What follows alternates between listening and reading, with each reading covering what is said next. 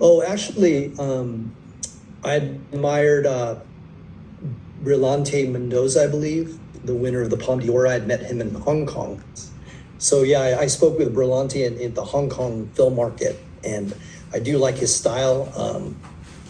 It's kind of a no bullshit, show it as it is, present it as it is style.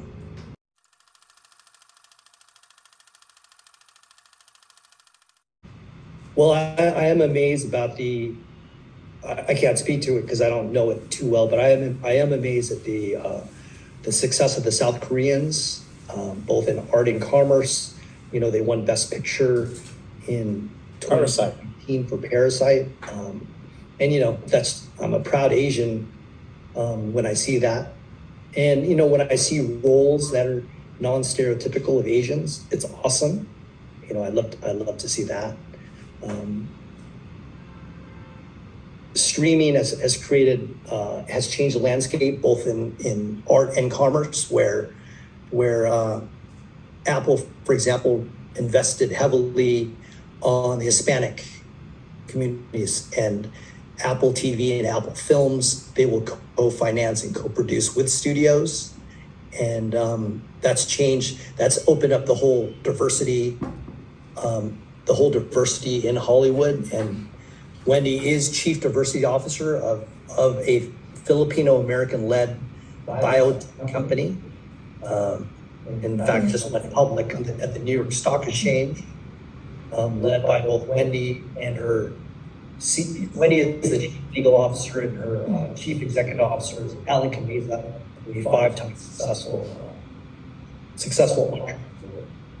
So I think that there's kind of like a crossover between both business and in art and in Hollywood, where this really is the time, and maybe I'll let Melanie speak to it, for Asians in general, but also Filipinos in particular, to have a new media platform for Filipino Americans.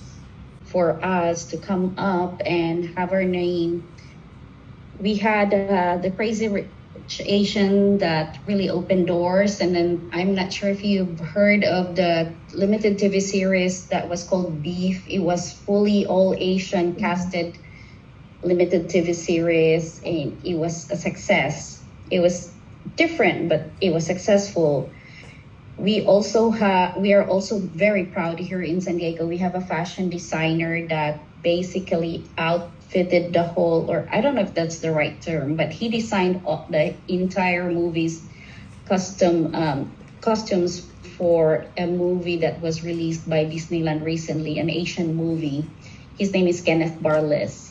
So I was telling Gerard that the Filipinos all over the world deserve to have a place, and we have talent, we have stories to tell. So if there's any time at all that we should be doing this, it's now, and we're very excited about this. So there's definitely a lot of changes, and it's right for this project. But with progress comes constraints. So as an example, once Crazy Rich Asians came out, Hollywood expected every Asian film to be Crazy Rich Asians, and if you didn't have the attachments, the cast, you know, the intellectual property or the book underlying, and it wasn't going to be Crazy Rich Asians, they did not want that Asian production. So you know, now they're trying to get over that not every Asian production is Crazy Rich Asians.